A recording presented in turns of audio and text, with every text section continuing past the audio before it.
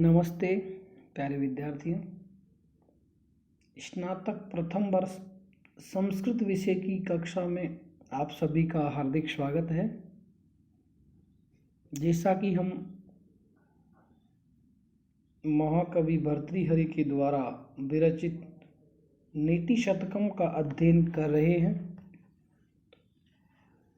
अध्ययन श्रृंखला की इस कड़ी में आज हम पढ़ेंगे कि सब कुछ भाग्य के ही अधीन होता है, अर्थात भाग्य ही बलवान होता है।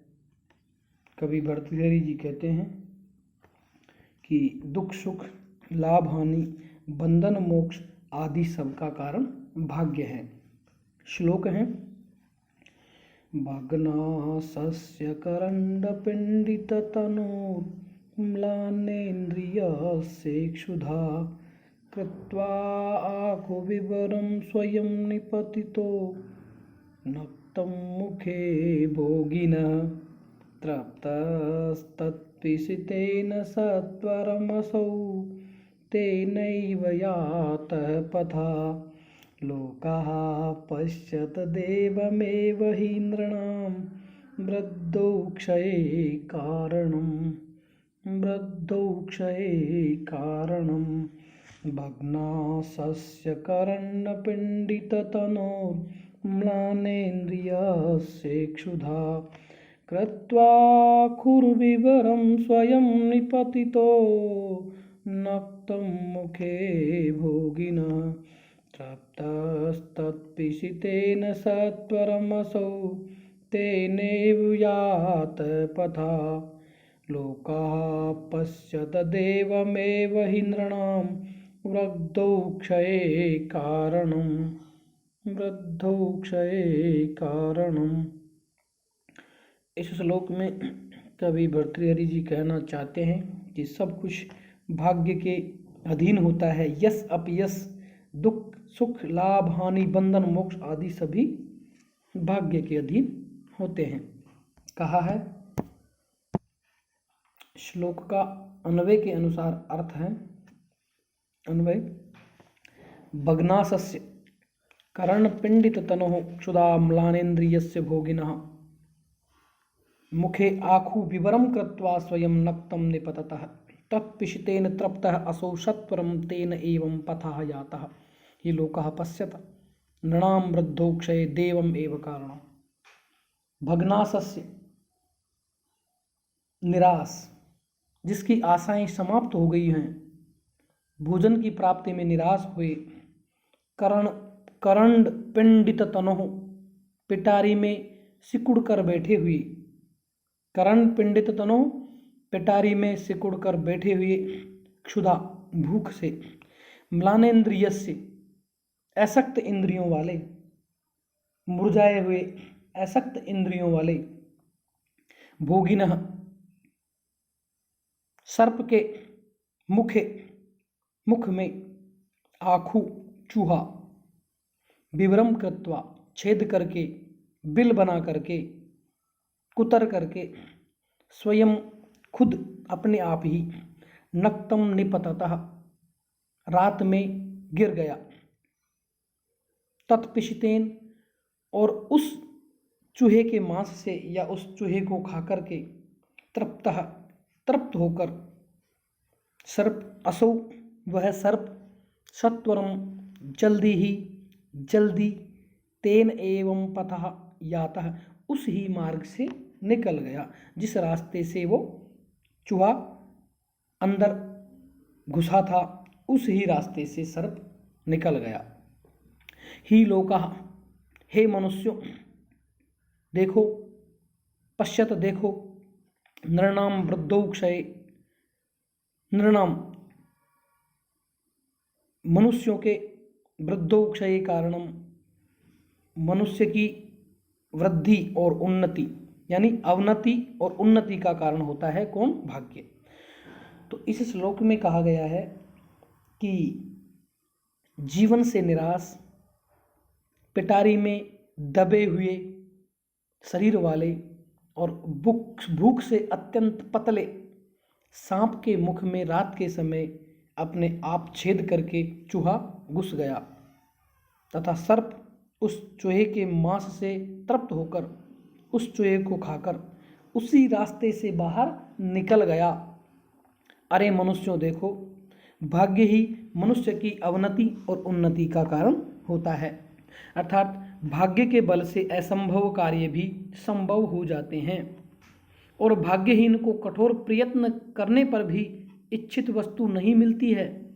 जैसे कोई सर्प जब अपने जीवन से निराश होकर सपेरे की पेटारी में बंद भूख से छटपटा रहा था, तो चूहा उस पिटारी में छेद कर स्वयं जाकर सर्प के मुंह में गिर गया, जिससे उसकी क्षुधा भी शांत हो गई, उसकी भूख भी शांत हो गई और वह जो सर्प है उसी छेद के रास्ते बाहर भी निकल गया। यह सब भाग्य का ही चमत्कार था। इससे स्पष्ट है कि मनुष्य की उन्नति एवं अवनति का कारण उसका भाग्य ही होता है। भाग्यानुकूलता से सब कार्य सिद्ध हो जाते हैं। इसमें दोनों का ही अपना अपना भाग्य है। इसमें चूहा तो भाग्यहीन कहलाएगा और जो सर्प है वो भाग्य विधाता कहलाएगा या भाग्यवान कहलाएगा। तो कहा गया है कि मनुष्य की उन्नति और अवनति के लिए भाग्य ही कारण है या भाग्य ही बलवान है, ऐसा कहा गया है। अगला श्लोक है, ये जो श्लोक है इस श्लोक में शार्दूल विक्रीडितम छंद है, जिसका लक्षण है सूर्यास्वै मृषजस्तथा सगुर्वः शार्दूल विक्रीडितम। अगला श्लोक है, आलस्यं हि मनुष्याणां शरीरस्थो महान् रिपुः नास्त्युद्यम शमो बन्धु कुर्वाणो नावसीदति।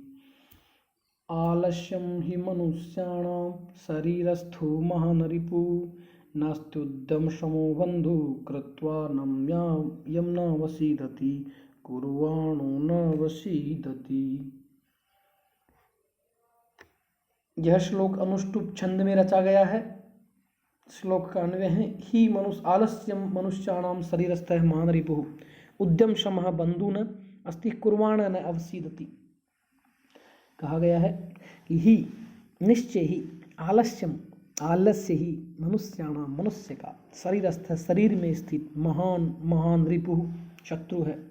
अर्थात आलस्य ही मनुष्य के शरीर में स्थित महान शत्रु है। उद्यम शमः बंधु न, परिश्रम के समान कोई बंधु नहीं है। यम कुर्वाणः न अवसीदति, जिसको करके कोई भी दुखी नहीं होता है। किसको करके? परिश्रम को करके कोई भी दुखी नहीं होता है, कभी भी दुखी नहीं होता है। अर्थात निश्चय ही आलस्य मनुष्यों के शरीर में रहने वाला महान शत्रु है।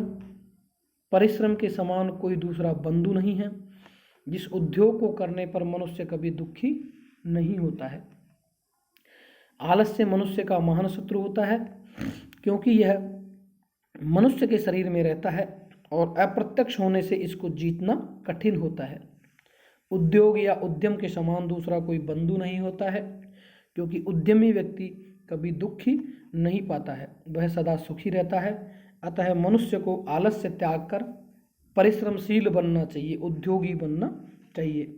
हमें आलस्य को बिल्कुल ही छोड़ देना चाहिए। तो श्लोक में कहा गया है कि आलस्य ही मनुष्य के शरीर में स्थित महान शत्रु है, हानिकारक शत्रु है। उद्यम सर्वोत्तम सहायक बंधु है, यानी उद्यम के समान कोई हमारा बंधु नहीं है। इसलिए मनुष्य को सदा आलस्य और अकर्मण्यता का परित्याग करना चाहिए और पुरुषार्थ का हमें आश्रय लेना चाहिए। इस श्लोक में अनुष्टुप छंद है, जिसका लक्षण है श्लोके षष्ठम गुरुर्गेयम सर्वत्र लघु पंचमम द्विचतुष्पादयोरीश्वं सप्तमम दीर्घमन्यो। अगला श्लोक है, चन्नोऽपि रोहति तरुः क्षीणोऽप्युपचीयते पुनश्चंद्रः इति विमृशन्तः सन्तः सन्तप्यन्ते न दुःखेषु छिन्नोऽपि रोहति तरु क्षीणोऽपि पुच्यते पुनश्चन्द्रः इति विमृशन्तः सन्तः सन्तप्यन्ते न दुःखेषु। श्लोक का अन्वय है कि छिन्नः अपि तरुः रोहति क्षीणः अपि चन्द्रः पुनः उपचीयते इति विमृशन्तः विपदा सन्तः न सन्तप्यन्ते। छिन्नः अपि तरुः रोहति, पेड़ कटने पर फिर से अंकुर आता है, अर्थात कटा हुआ भी वृक्ष पुनः उग जाता है। क्षीणः अपि चंद्रः उपचीयते, कृष्ण पक्ष में क्षीण हुआ चंद्रमा शुक्ल पक्ष में बढ़ जाता है, अर्थात चंद्रमा घटने पर भी फिर से बढ़ जाता है। इति विमृशन्तः विपदा सन्तः न सन्तप्यन्ते। इस प्रकार विचार करके सज्जन पुरुष कष्टों से उद्विग्न नहीं होते। इस प्रकार विचार करते हुए सज्जन पुरुष कभी दुख से पीड़ित नहीं होते, विपत्तिग्रस्त होने पर वो दुखी नहीं होते। तो श्लोक का यह अर्थ है कि कटा हुआ भी वृक्ष पुनः उग जाता है तथा कृष्ण पक्ष में क्षीण हुआ चंद्रमा शुक्ल पक्ष में बढ़ जाता है। यह विचार करते हुए सज्जन दुख से पीड़ित होने पर अथवा विपत्तिग्रस्त होने पर दुखी नहीं होते हैं। मनुष्य के जीवन में दुख के बाद सुख अवश्य आता है, अतः मनुष्य को धैर्य नहीं छोड़ना चाहिए। देखो, कुल्हाड़ी आदि से काटे जाने पर भी वृक्ष फिर फूट पड़ता है। कृष्ण पक्ष में क्षीण हुआ चंद्रमा भी शुक्ल पक्ष में पुनः बढ़ने लगता है। मनुष्य के जीवन में उतार चढ़ाव तो आता ही रहता है, इसलिए उसे कभी हतोत्साहित नहीं होना चाहिए, उसे कभी भी अंदर से टूटना नहीं चाहिए, उससे विपत्तियों से कभी भी नहीं घबराना चाहिए, क्योंकि सुख और दुख का जो क्रम है वो हमेशा बदलता रहता है। कभी सुख मिलता है तो कभी दुख, संसार चक्र का ऐसा ही नियम है। और चंद्रमा कभी क्षीण हो जाता है तो कालांतर में वह हमेशा के लिए या कालांतर में वह स्वयं बढ़ जाता है। इस प्रकार का संसार चक्र समझने वाले जो सज्जन पुरुष हैं, विपत्ति आने पर कभी नहीं घबराते और सदा धैर्यशील बने रहते हैं। इसके बारे में एक श्लोक और है, संपत्तौच विपत्तौच महताम एक रूपता। अगला श्लोक है, नेता यस्य बृहस्पतिः प्रहरणं वज्रं सुराः सैनिकाः स्वर्गो दुर्गं मनुग्रह किल हरैरैरावतो वारणा इत्यैश्वर्य बलान्वितोऽपि बलभिर्भग्नः परैः शङ्करे तदव्यक्तं ननु देवमेव शरणं दिग्वृथा पौरुषं नेता यस्य बृहस्पति प्रहरणं वज्रं सदा सुराः सैनिकाः स्वर्गो दुर्गं मनुग्रह किल्हरैरावतो वारणः इत्यैश्वर्य बलान्वितोऽपि बलभिर्भग्नः परैः शङ्करे तदव्यक्तं ननु देवमेव शरणं दिग्वृथा पौरुषं। श्लोक 91 है कि यस्य नेता बृहस्पति प्रहरणं वज्रं सैनिकाः सुरा दुर्गम स्वर्गः हरे अनुग्रह किल वारणः ऐरावतः इति ऐश्वर्य बलान्वितः अपि बलभित् परैः शङ्करे भग्नः तत्वर्णं वरं देवमेव शरणं युक्तं पौरुषं व्रता दिक्।